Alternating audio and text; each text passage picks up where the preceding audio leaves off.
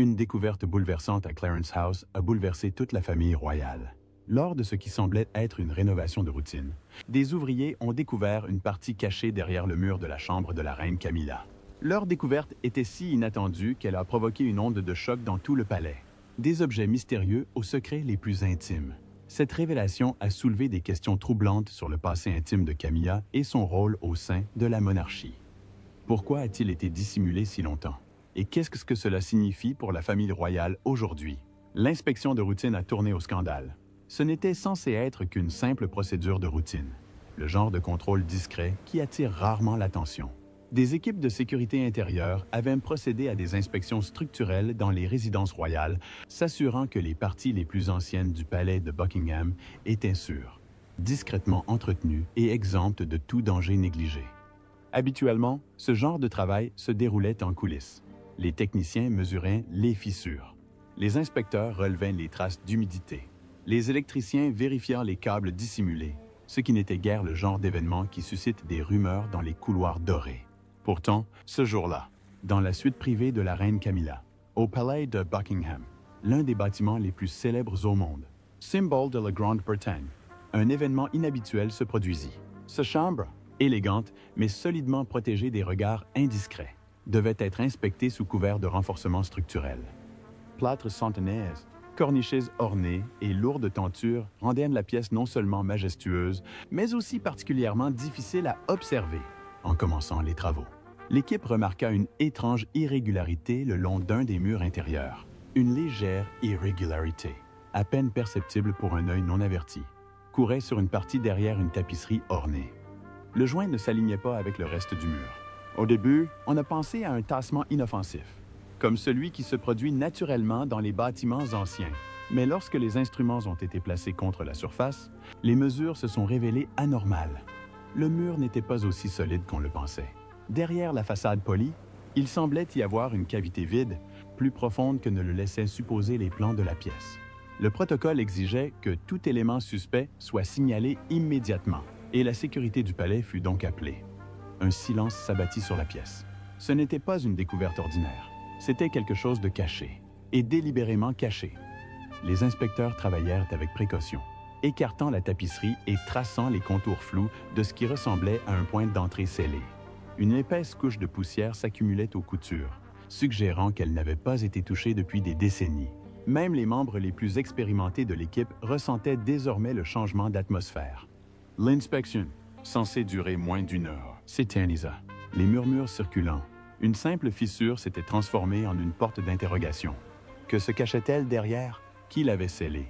Et pourquoi n'en avait-on aucune trace? La décision fut prise rapidement. Le mur allait être examiné plus en détail. Et à mesure que les premiers outils s'approchaient, chacun dans la pièce sentit qu'il ne s'agissait plus d'une simple inspection de routine. C'était le début de quelque chose qui pourrait démêler bien plus que du plâtre et de la pierre. Mais la vraie question subsistait. Ce mur caché protégeait-il un secret ou dissimulait-il un scandale? Suivez-nous. La vérité est sur le point d'éclater. Un passage secret a été révélé. Le léger bruit des outils sur le plâtre résonnait étrangement dans la chambre de Camilla. Chaque grattage, chaque coupe mesurée accentuait l'impression que les inspecteurs n'avaient plus affaire à un mur ordinaire. Petit à petit, la surface cédait, révélant non seulement une cavité, mais quelque chose de bien plus délibéré. Sous le plâtre poli et les moulures décoratives se trouvait un panneau dissimulé, aux arêtes vives, au cadre renforcé, comme si son architecte avait voulu qu'il reste caché pendant des générations. La découverte transforma instantanément l'atmosphère de la pièce. Ce qui devait être une inspection fastidieuse ressemblait désormais au premier chapitre d'un roman policier se déroulant en temps réel. La sécurité du palais autorisa le retrait minutieux du panneau, chaque mouvement effectué avec une précision méticuleuse. Finalement, dans un grincement hésitant, la porte dissimulée s'ouvrit, expulsant une bouffée d'air épaisse, viciée et visiblement vieillie. C'était le souffle d'un espace qui n'avait pas vu la lumière du jour depuis des décennies. Derrière, le faisceau d'une lampe torche capta quelque chose d'inattendu. Les 4 continents dans un coin. Et la Grande-Bretagne avait été agrandie et ternie. Un passage étroit bordé de pierres, recouvert de poussière et de toiles d'araignée. L'air sentait le moisi, et le silence était si pesant que même les inspecteurs hésitaient avant d'y pénétrer. Le couloir était plus étroit que les épaules d'un homme. obligeant quiconque y pénétrait à se déplacer avec précaution. Presque de côté, la construction elle-même semblait ancienne, remontant peut-être à des modifications depuis longtemps perdues dans les archives du palais. Certains murmuraient que nombre de résidences royales abritaient des pièces et des passages secrets, vestiges d'une époque où rois et reines avaient besoin de voies d'évasion ou de chambres privées hors d'atteinte de leurs serviteurs. Mais là, c'était différent. L'architecture ressemblait moins à une voie d'évasion qu'à un coffre-fort, volontairement scellé, volontairement oublié. Les plans du palais confirmaient l'étrangeté. Aucune mention d'un couloir creux dans cette partie du bâtiment. Aucune trace de chambre supplémentaire partant de la suite de Camilla. Au fond de la chambre du roi, une carte trône au-dessus de la cheminée. Son auteur avait assuré son secret en l'omettant des documents officiels. L'équipe d'inspection avança prudemment, pas à pas. La poussière tombait du plafond à chaque mouvement, et le léger frémissement d'insectes invisibles rendait le silence encore plus inquiétant. Plus il s'enfonçait, plus il devenait clair qu'il ne s'agissait pas d'une simple anomalie structurelle. Le passage avait été volontairement fermé, et pourtant quelque chose l'attendait à son extrémité. Le couloir aboutissait à une petite alcôve dont la maçonnerie était plus sombre, plus usée. Là, à peine éclairée par les lampes torches oscillantes, se dressait un grand objet, un coffre, verrouillé, usé par les intempéries et étrangement déplacé. On aurait dit qu'il avait été placé là intentionnellement, puis abandonné au temps. L'équipe échangea un regard. Ce qui avait commencé comme de la poussière de plâtre dans une chambre royale les avait conduits dans une chambre oubliée. Et alors qu'ils s'apprêtaient à examiner le coffre, une vérité s'imposait. Quelqu'un avait tout mis en œuvre pour qu'il ne soit jamais retrouvé. Le coffre dans l'ombre, l'objet reposait en silence au fond du couloir secret, enveloppé de poussière comme si le temps lui-même avait tenté de l'enterrer. Le faisceau d'une lampe torche dansait sur sa surface, révélant un coffre qui semblait étrangement déplacé dans un passage aussi étroit et étouffant. Lord, rectangulaire et cerclé de ferrures.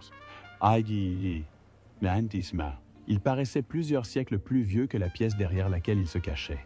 Ses gonds étaient rouillés, son bois déformé par le temps. Mais la serrure restait obstinément intacte, comme scellée à dessein, et non pas simplement abandonnée. Les inspecteurs marquèrent une pause, hésitant à poursuivre. Découvrir une chambre non documentée était une chose, mais un objet aussi délibérément dissimulé augmentait les enjeux. Le protocole exigeait que la sécurité du palais prenne immédiatement les choses en main. Quelques minutes plus tard, des officiers supérieurs arrivèrent, leurs pas résonnant de façon inquiétante dans le couloir secret. Ils ordonnèrent que tout soit documenté, des photos du coffre, des mesures précises de l'alcôve et un enregistrement de chaque détail avant même que le moindre loquet ne soit touché. Malgré cela, l'atmosphère devenait de plus en plus pesante à chaque seconde qui passait. L'équipe ne parvenait pas à se défaire du sentiment que le coffre était bien plus qu'un simple rangement oublié. Son emplacement était délibéré, parfaitement centré dans l'alcôve, tourné vers l'extérieur, comme s'il attendait d'être découvert. Aucune trace de poussière n'y menait, suggérant que personne ne l'avait touché depuis des décennies. La serrure, bien que rouillée, semblait solide. Les tentatives pour l'ouvrir avec des outils ordinaires échouèrent d'abord, comme si le coffre résistait à toute manipulation. Un agent suggéra de le replacer dans un endroit sûr pour un examen contrôlé. Mais d'autres estimèrent qu'il fallait l'ouvrir sur place avant que trop de personnes ne découvrent son existence. Le débat à lui seul soulignait le caractère inhabituel de la découverte. Il ne s'agissait pas d'une simple relique de l'histoire du palais. C'était quelque chose de caché intentionnellement. La décision fut finalement prise d'agir prudemment, mais sans détour. Pièces de biche et matériel spécialisé furent apportés, leur cliquetis contre les ferrures résonnant dans l'étroit passage. Chaque coup semblait plus fort que le précédent, résonnant dans l'estomac de tous les présents. Finalement, après ce qui sembla une éternité, la serrure craqua avec un bruit sec. Pendant un long moment, personne ne bougea. Le coffre était vulnérable, ses secrets à quelques centimètres d'être exposés. Des lampes torches flottaient au-dessus, attendant que le couvercle soit soulevé. L'officier supérieur donna l'ordre, et lentement, avec un grognement de protestation provenant des gonds rouillés. Le coffre s'ouvrit. Ce qui se trouvait à l'intérieur n'était ni des piles d'or, ni des bijoux oubliés, ni de vieux inventaires du palais. Au lieu de cela, le premier coup d'œil révéla des couches de parchemin, des liasses reliées par des rubans et des couvertures de cuir ternies par le temps. Le silence retomba dans la pièce. Quoi qu'il en soit, ce n'était pas une découverte anodine. Le passé, semblait-il, avait été délibérément enfermé. Et maintenant, Il exigeait d'être entendu. Et si ces pages fragiles n'étaient pas que des souvenirs, mais la preuve de secrets enfouis depuis longtemps, continuez à regarder. Les révélations ne font que commencer.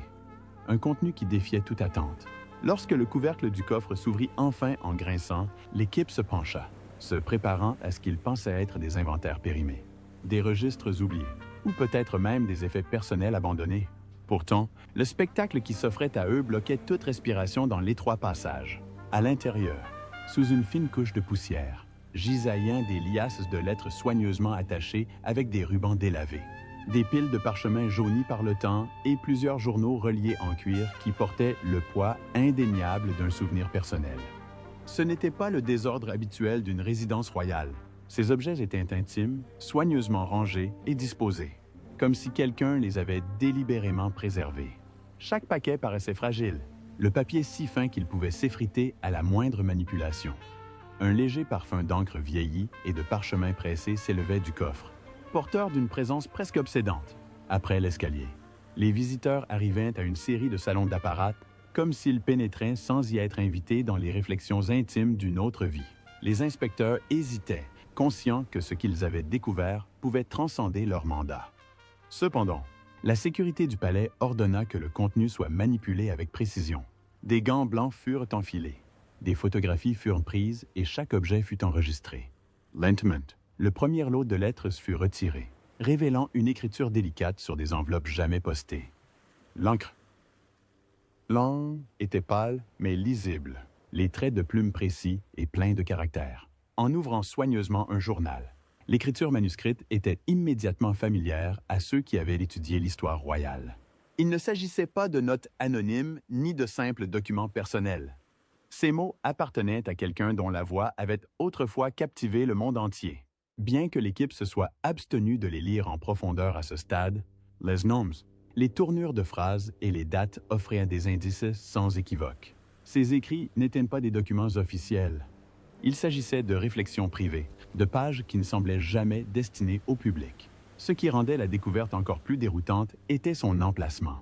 Ces documents étaient généralement archivés, catalogués ou conservés dans des collections sécurisées, où historiens et fonctionnaires royaux en assuraient la préservation. Et pourtant, ils étaient là, cachés derrière le mur d'une chambre, dans un passage scellé dont personne ne soupçonnait l'existence. Cette dissimulation délibérée suggérait une intention, peut-être même un secret. Bien au-delà de la simple surveillance, les journaux eux-mêmes étaient de taille variable. Certains étaient petits, de poche, avec des couvertures usées suggérant des manipulations fréquentes. D'autres étaient plus lourds, reliés un cuir sombre au coin doré, un savoir-faire réservé aux objets destinés à durer. Dans le coffre, des pages pliées glissaient entre les volumes, comme si elles avaient été rangées à la hâte. Il y avait aussi des enveloppes nonchalées, contenant des notes adressées sans formalité, écrites comme si l'auteur n'avait jamais eu l'intention de les envoyer. Chaque nouvelle couche découverte soulevait de nouvelles questions. Qui les avait placées là? Pourquoi avaient-elles été ainsi cachées?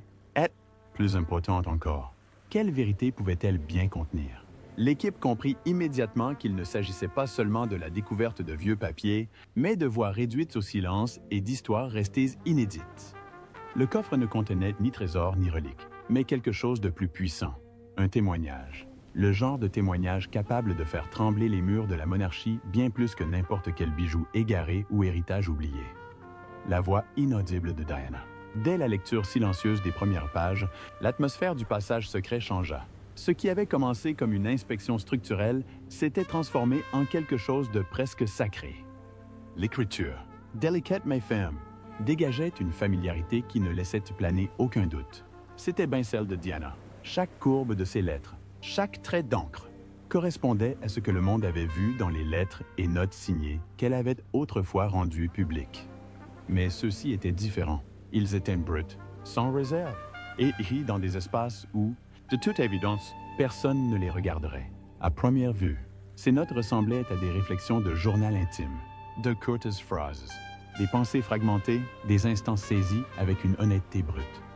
Pourtant, j'ai commencé à comprendre ce qui se passait dans mon esprit, et dans le sien en particulier. Le contenu m'a frappé plus profondément que de simples réflexions.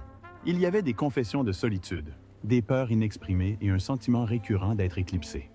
Les mots de Diana n'avaient aucune intention de performance. Ils n'étaient pas destinés à des interviews, à susciter la sympathie du public ou à laisser une trace. C'étaient des mots qui s'adressaient uniquement à elle-même. Des mots qui semblaient peser lourdement sous le poids de leur vérité. Un passage, écrit à l'encre bleue délavée, disait « En réalité, elle a été réprimandée par les médias et étouffée par la famille royale conservatrice. Il lui sourit maintenant comme j'espérais qu'il me sourirait autrefois. C'est comme si mon absence m'avait rendu plus facile à aimer, mais jamais pendant que j'étais là. Bien qu'aucun nom ne fût explicitement mentionné, le sous-entendu était clair. L'ombre de Camilla planait dans presque chaque ligne, non pas comme une accusation directe, mais comme le rappel constant d'une blessure jamais cicatrisée. Une autre entrée portait un ton plus sombre. Ambassadrice de la Société. Elle a assisté au Congrès mondial sur l'ostéoporose à Lisbonne. Parfois, je me demande si ma voix n'aura d'importance que lorsque je ne serai plus là. Peut-être cesseront-ils alors de m'adoucir et de me réduire à ce que je n'ai jamais été. Cette pensée était glaçante, non pas à cause d'une prédiction directe, mais parce qu'elle révélait la peur de Diana d'être effacée, d'être réécrite en quelque chose d'acceptable pour le confort des autres. Ce qui a le plus surpris l'équipe de révision, c'est la cohérence des réflexions. À travers de nombreux journaux, s'étalant sur des mois, voire des années, Diana revenait sans cesse sur les thèmes de l'invisibilité, de l'isolement et du fragile espoir qu'un jour sa vérité éclate. Aucune amertume ne transparaissait dans ses mots, mais une résignation silencieuse, comme si elle avait déjà accepté le sort que l'histoire allait lui réserver. Parmi ces réflexions se mêlaient des lettres non envoyées, adressées sans timbre. Certaines étaient pliées et glissées dans des journaux, comme cachées à elle-même. Ces lettres portaient la même voix, mais prenaient un ton plus intime. Elles étaient adressées à des destinataires anonymes, bien que le contexte laissait entrevoir la famille, des confidences, peut-être même ses fils lorsqu'ils étaient trop jeunes pour comprendre. Les agents de sécurité du palais, normalement formés à l'impartialité, étaient visiblement ébranlés. Ils ne manipulaient pas seulement des documents, ils étaient confrontés à une voix, étouffée depuis des décennies, qui s'exprimait désormais plus fort que jamais. Il était clair que Diana avait laissé derrière elle bien plus que des réflexions. Elle avait laissé derrière elle les fragments d'un héritage que quelqu'un avait déployé des efforts extraordinaires pour dissimuler. Et maintenant, ces fragments avaient percé les murs, au sens propre comme au figuré, exigeant d'être entendus. Ces écrits cachés pouvaient-ils alors forcer le palais à affronter des vérités qu'il espérait enfouies à jamais? Restez avec nous. La panique ne faisait que commencer.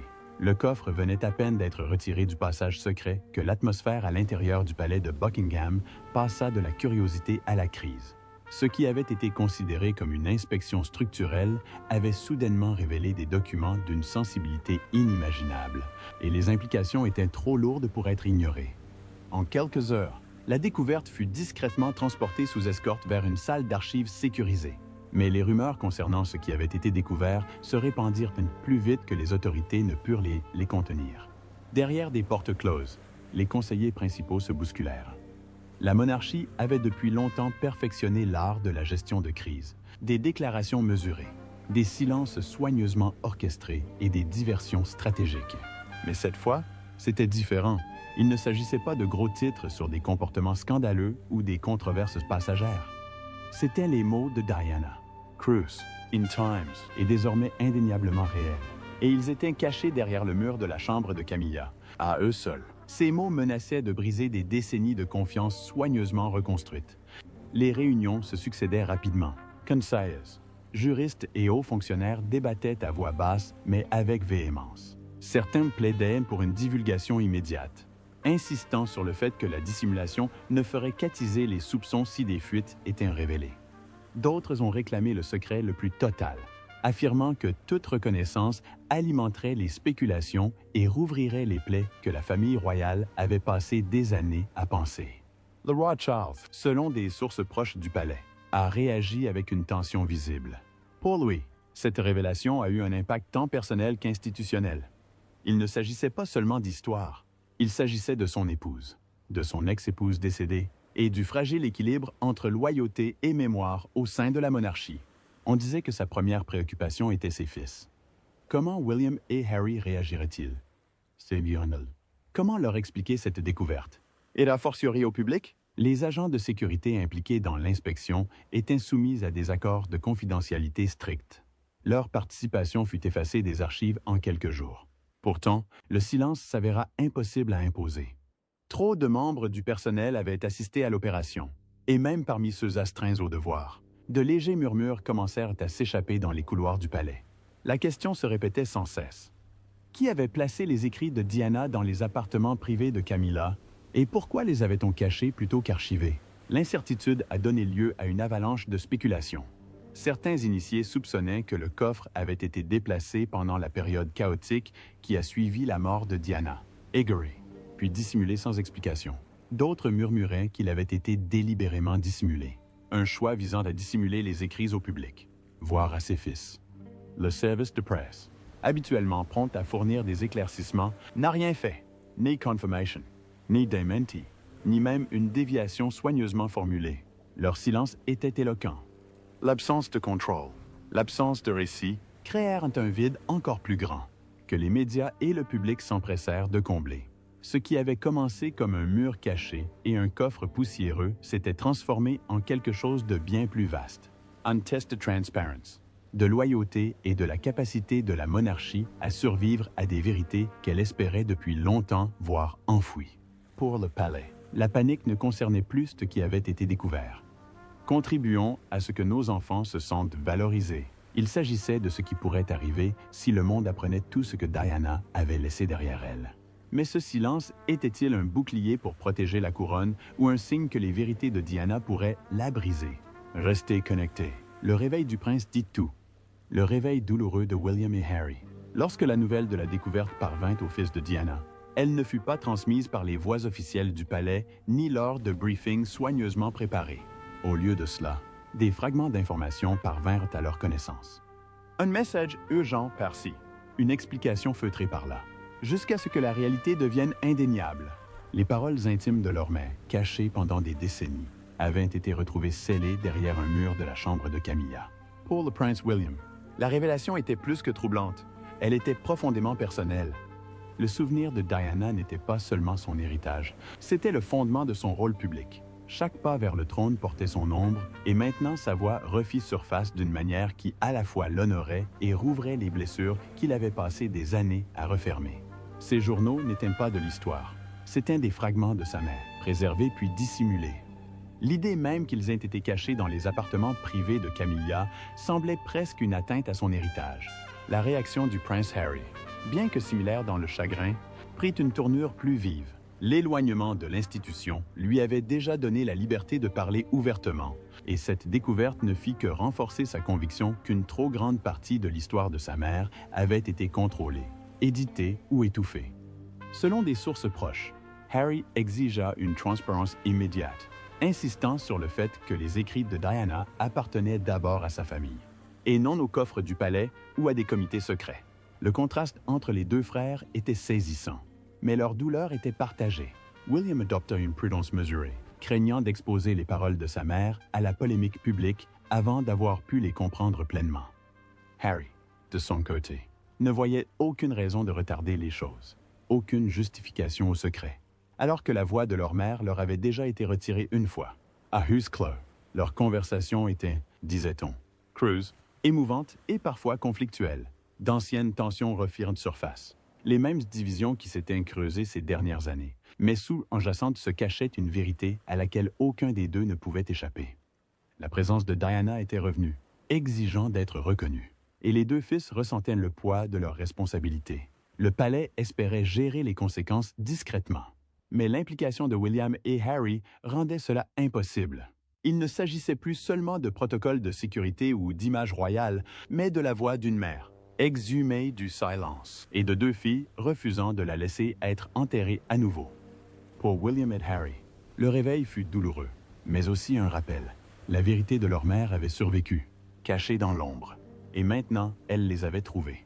Le silence et la colère de Camilla. Lorsque la découverte fut enfin portée à l'attention de Camilla, sa réaction fut rapide, vive et empreinte d'incrédulité. Les personnes présentes à la réunion se souviennent de son expression. Passant de la confusion à la fureur en quelques instants, elle exigea de savoir qui avait autorisé l'inspection. Pourquoi sa suite privée avait été fouillée avec autant de précision et, surtout, comment un objet aussi sensible avait pu y être découvert à son insu. Ses assistantes tentèrent de la rassurer, qualifiant l'inspection de routinière et inévitable, mais leurs paroles passèrent inaperçues.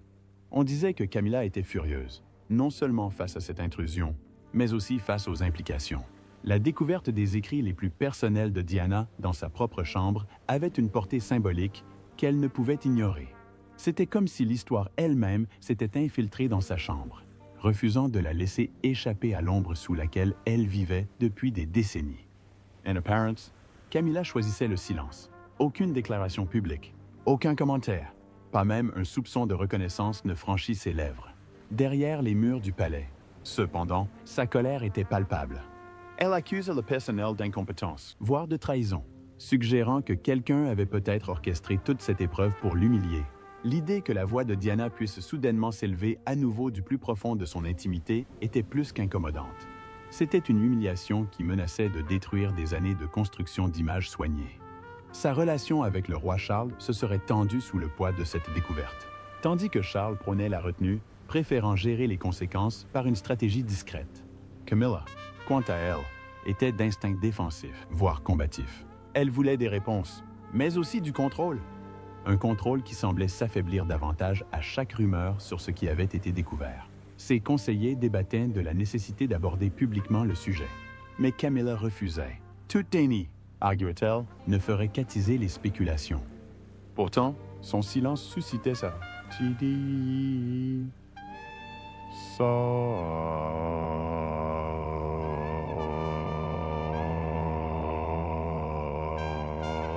suspicion. Aux yeux du public, son refus de parler ressemblait à une évasion. Aux yeux des initiés, il ressemblait à de la peur. Ce qui la mettait le plus en colère, selon ses proches, n'était pas la découverte elle-même, mais le récit qu'elle menaçait d'enflammer, même sous son règne.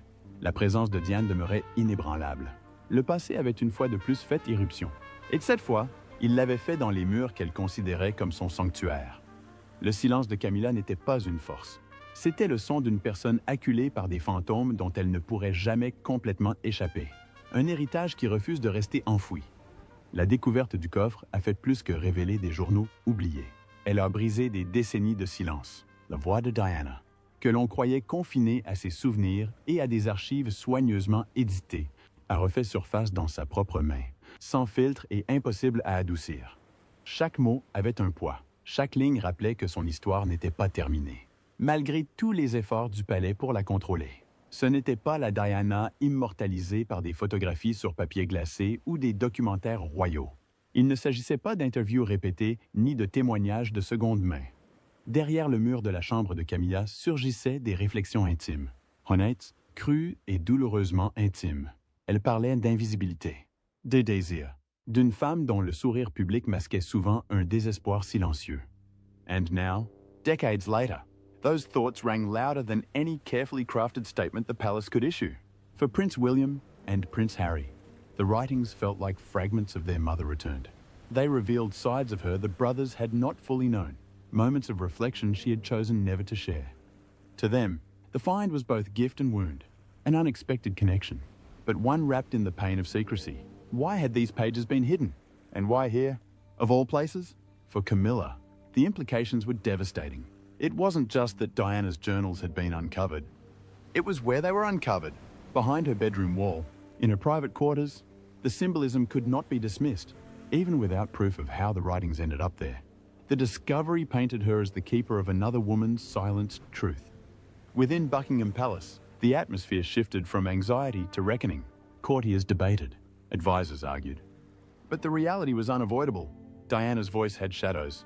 The monarchy, built on order and control, now faced a force it could not contain. Because some legacies are too powerful to be buried. Diana's was one of them. And through those words, pulled from the darkness of a sealed wall, her presence returned. Not as a memory, but as a voice impossible to erase. So what do you think this hidden discovery means for Camilla and the monarchy's fragile balance? Can Diana's voice ever be silenced again? We'd like to hear your thoughts. Don't forget to like, share, and subscribe.